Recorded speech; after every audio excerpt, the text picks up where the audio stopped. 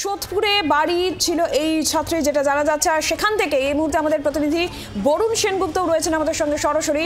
বরুণ, তোমার কাছে কি তথ্য রয়েছে? সোদপুরেই এই পড়ুয়ার বাড়ি ছিল বলে জানা যাচ্ছে, তুমি রয়েছো সেখান থেকে। একেবারে সোদপুরের তার বাড়ি এবং এই ডাক্তার পড়ুয়া কিন্তু এলাকার বাসিন্দারা যেটা বলছেন, বারবার করে বলছেন যে ছোটবেলা থেকেই কিন্তু তিনি এই সোদপুর এই অঞ্চলেই তিনি বাসিন্দা এবং তাকে ভীষণ ভালোবাসতেন এলাকার মানুষ এবং এলাকার মানুষের সঙ্গে কিন্তু ভীষণভাবে পরিচিত ছিল। তারা কিন্তু অনেকেই ভেবে উঠতে পারছে না বা কেউই ভেবে উঠতে পারছে না যে এই ধরনের ঘটনা ঘটলো। তিনি কিছুদিন আগে তিনি গাড়ি কিনেছেন, সেই গাড়ি করে নিত্য যাতায়াত করেন এই সোদপুর এলাকা থেকে আরজি কর হসপিটাল, এমনটাই কিন্তু প্রতিবেশীরা বলছে। প্রতিবেশীরা এমনটাও বলছে যে এই ধরনের ঘটনা কিন্তু কখনোই ঘটতে পারে না। কি কারণে ঘটেছে সেটা কিন্তু তদন্ত হবে এবং তার পরিবারের লোকজন আসলে তখন তারা কিন্তু স্পষ্ট হবেন যে কি কারণে এই ধরনের ঘটনা ঘটেছে। তবে এই ধরনের ঘটনায় এলাকা যে একেবারে শোকস্তব্ধ এটা কিন্তু একেবারে বলাই যায়। তার কারণ এলাকার মানে যে কজন মুখ খুলছে, অনেকে তো কথাই বলতে যাচ্ছেন না এই বিষয় নিয়ে, কারণ তারা চিন্তাই করতে পারছেন না বা ভাবতেই পারছেন না যে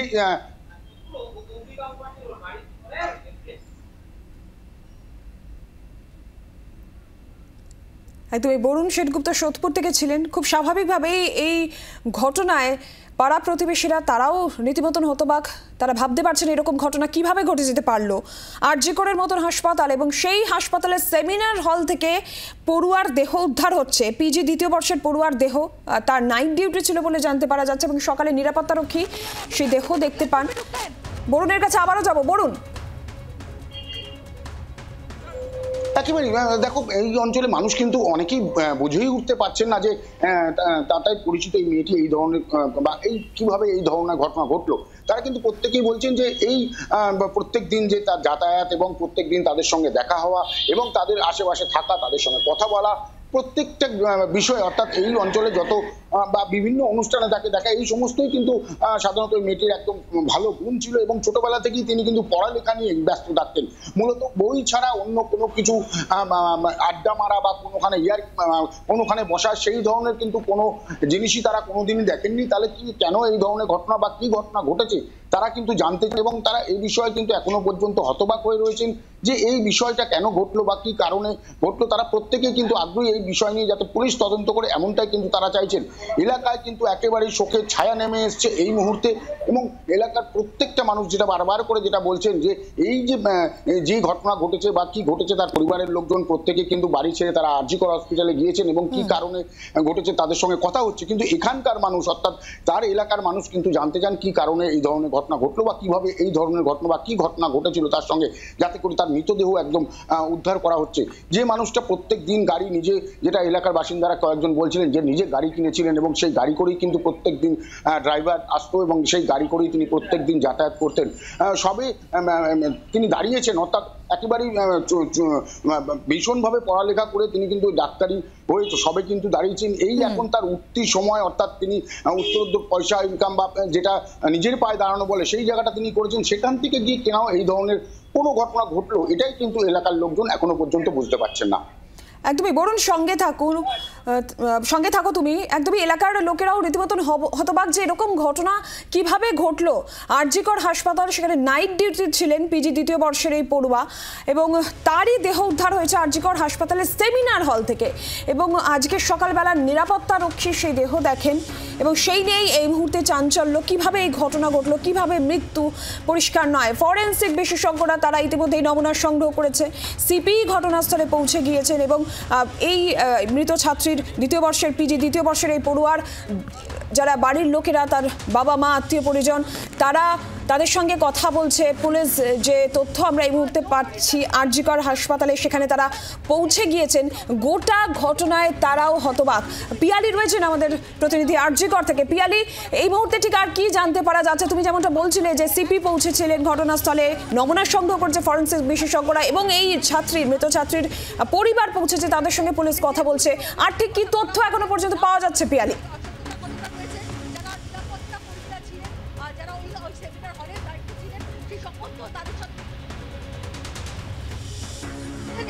পরিবারের সদস্যদের সঙ্গে তিনি কথা বলেছেন। পুলিশ কমিশনার, হাসপাতাল কর্তৃপক্ষ, কলেজ কর্তৃপক্ষ তাদের সাথে কথা বলেছেন, পড়ুয়ারা, এবং গোটা বিষয়টি নিয়ে তিনি খোঁজ খবর নিয়েছেন। আর কিছুক্ষণের মধ্যে তিনি বেরিয়ে আসবেন এবং কলকাতা পুলিশের শীর্ষ কর্তারা এসছেন যে যেহেতু একটা হসপিটালের একটা মেডিকেল কলেজ হাসপাতাল, তার দ্বিতীয় বর্ষের ছাত্রী, তারই দেহ উদ্ধার হয়েছে সেমিনার হল থেকে, এবং সেই দেহ উদ্ধারের নেপথ্যে কি কারণ রয়েছে, অর্থাৎ তার মৃত্যু কিভাবে হলো, এটা খুনের ঘটনা নাকি অন্য কিছু, খুনের আগে কোনো রকম শারীরিক নির্যাতন করা হয়েছে কিনা, এই সমস্ত বিষয়গুলো নিশ্চিত হওয়া অত্যন্ত গুরুত্বপূর্ণ। ইতিমধ্যেই কলকাতা পুলিশের হোমিসাইড শাখার অফিসাররা তারাও এখানে পৌঁছেছেন। আজকে দেহ উদ্ধার করে আজকেই ময়নাতদন্ত হবে, এবং ময়নাতদন্ত হবার পর কিন্তু গোটা বিষয়টা স্পষ্ট হবে যে এই মৃত্যুর নেপথ্যেই বা কি কারণ আছে। হোমিসাইডের টিম, হোমিসাইডের সদস্যরা তারাও কিন্তু এসে পৌঁছালো কিছুক্ষণ আগেই। ফলে ফরেনসিক, হোমিসাইড সমস্ত দিক থেকে কিন্তু পুলিশ একেবারে গোটা বিষয়টা হাসপাতাল কর্তৃপক্ষ কি বলছে পিয়ালি? এমন একটা ঘটনা ঘটলো, হাসপাতালের সেমিনার হল থেকে এক পড়ুয়ার দেহ উদ্ধার হলো, আরজিকর হাসপাতাল কর্তৃপক্ষের কি বক্তব্য, তারা কি বলছে?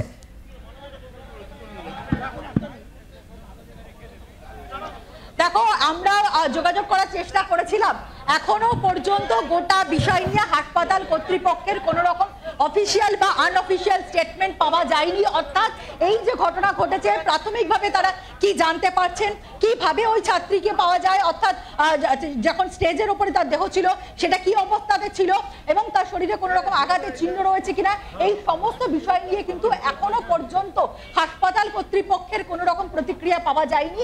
হাসপাতাল কর্তৃপক্ষের সঙ্গে পুলিশ কথা বলছে, পুলিশের শীর্ষ আধিকারিকরা তারা পৌঁছেছেন, তারা কথা বলছেন। হাসপাতাল কর্তৃপক্ষের এখনো কিন্তু কোনো প্রতিক্রিয়া পাওয়া যায়নি। পিয়ালি, নাইট ডিউটিতে ছিলেন ওই পিজি দ্বিতীয় বর্ষের পড়ুয়া, যেটা জানা যাচ্ছে। এই সময় অন্যান্য যারা নাইট ডিউটিতে ছিলেন, অন্যান্য স্টাফ বা তাদের কোনো প্রতিক্রিয়া, তারা কিছু এই বিষয়ে বলতে পারছেন, তাদের কোনো বক্তব্য কি সামনে এসেছে?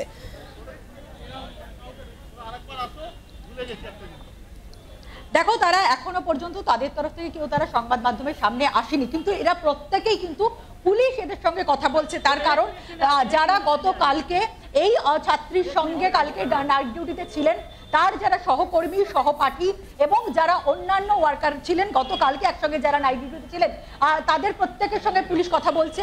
বিশেষ করে ওই ছাত্রী সেমিনার হলে রাত্রিবেলা, যেটা প্রাথমিকভাবে মনে করা হচ্ছে যে গতকাল রাত্রিবেলা থেকে আজ ভোরের মধ্যে কোনো একটা সময় তার মৃত্যু হয়ে থাকতে পারে, যদিও গোটা বিষয়টা সেটাও স্পষ্ট হবে ময়নাতদন্তের পর। কিন্তু ওই ছাত্রী সেমিনার হলেই বা কি করে পৌঁছে গেলেন, এই সমস্ত বিষয়গুলো ছাত্রী যারা সহপরিরা রয়েছে বা অন্যান্য কলিগরা রয়েছে তাদের কাছ থেকে তদন্তকারী অফিসাররা জানার চেষ্টা করবেন যে কখন তাকে লাশ দেখেছিলেন, এই সমস্ত বিষয়গুলো কিন্তু জানার চেষ্টা করবেন তদন্তকারী অফিসাররা। পিয়ালি, তুমি আমাদের সঙ্গে থাকো। আর যেটা জানতে পারা যাচ্ছে যে এই যে পিজি দ্বিতীয় বর্ষের পড়ুয়া, তার বাড়ি সোদপুরে জানতে পারা যাচ্ছে, এবং সেখানকার তার যারা পাড়া প্রতিবেশী তারা এই ঘটনায় রীতিমতন হতবাক। কি বলছেন তারা, শুনুন।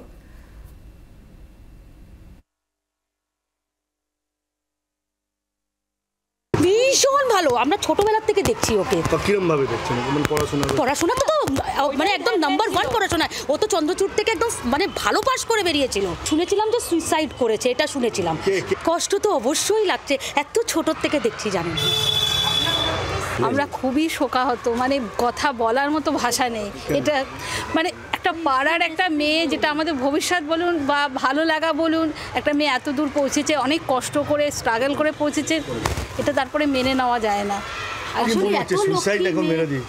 এখন সুইসাইড তো মনে হয় না, এরকম একটা মেয়ে নয়, একটা সাধারণ কষ্ট করে বড় হওয়ার পরে একটা মেয়ে, আমার মনে হয় না সুইসাইড করবে। আর এখন দাঁড়িয়ে গেছে নিজে একটা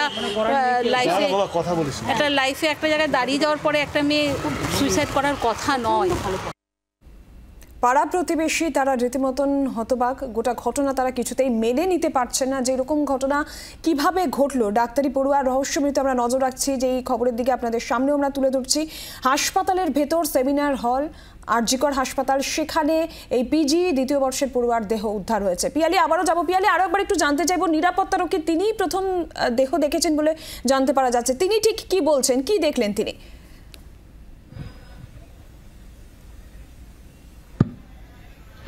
দেখো, যেটুকুনি প্রাথমিকভাবে জানা যাচ্ছে যে নিরাপত্তারক্ষী তিনি যখন ওই সেমিনার হলের ভেতরে যান, তিনি দেখেন যে স্টেজের মধ্যে ওই ছাত্রী তিনি চৈতন্য অবস্থায় তিনি পড়ে রয়েছেন এবং সেটা দেখার পরেই কিন্তু তিনি অন্যান্য যারা রয়েছেন ওই যারা কর্তৃপক্ষ রয়েছেন একেবারে হাসপাতাল কর্তৃপক্ষ তার যারা সহকর্মী তাদেরকে তিনি খবর দেন। প্রত্যেকে তখন ছুটে যান এবং গিয়ে তারা দেখেন যে ওই ছাত্রী কোনো রকম জ্ঞান নেই এবং তারপরে তাকে চিকিৎসকরা পরীক্ষা করেন এবং জানা যায় তার মৃত্যু হয়েছে। এবং এইটুকুনি কিন্তু এখনো পর্যন্ত তার সঙ্গে কথা বলে তদন্তকারী অফিসাররা জানতে পেরেছেন। যদিও বারবার করে জানাচ্ছি যে যেহেতু বিষয়টা অত্যন্ত স্পর্শকাতর, এখনো পর্যন্ত পুলিশের তরফ থেকেও কোনো রকম ডিটেলস খুব বেশি শেয়ার করা হচ্ছে না। পুলিশের তরফ থেকে যেটুকুনি জানানো হয়েছে যে আনকনসিয়াস অবস্থায় ওই ছাত্রীকে পাওয়া যায় আর.জি.কর মেডিকেল কলেজ হাসপাতালের যে সেমিনার হল সেখান থেকে, এবং পরবর্তী সময় তাকে মৃত বলে ঘোষণা করা হয়। কিন্তু এখনো বহু প্রশ্নের উত্তর মেলেনি। প্রথমত ওই ছাত্রীর মৃত্যু কিভাবে হয়েছে, ছাত্রীর মৃত্যুর আগে তার শরীরে কোনো রকম কোনো আঘাতের চিহ্ন রয়েছে কিনা, ওই ছাত্রী যে ওখানে পৌঁছানো ওই সেমিনার হলের আশপাশে কোনো রকম সিসিটিভি রয়েছে কিনা, সেই সিসিটিভিতে তিনি একাই যাচ্ছেন কিনা, বা যদি থেকে থাকে সেই সিসিটিভিতে তিনি একা যাচ্ছেন নাকি তার সঙ্গে কাউকে ওই রুমে একাধিক প্রশ্ন রয়েছে, সেই সমস্ত প্রশ্নের উত্তর খোঁজার ঘটনা তদন্ত শুরু করেছে পুলিশ। পিয়ালি, তুমি আমাদের সঙ্গে থাকো, এই খবরের দিকে আমাদের নজর থাকবে। বাংলার আওয়াজ, বাঙালির আবেগ, জি 24 ঘন্টা।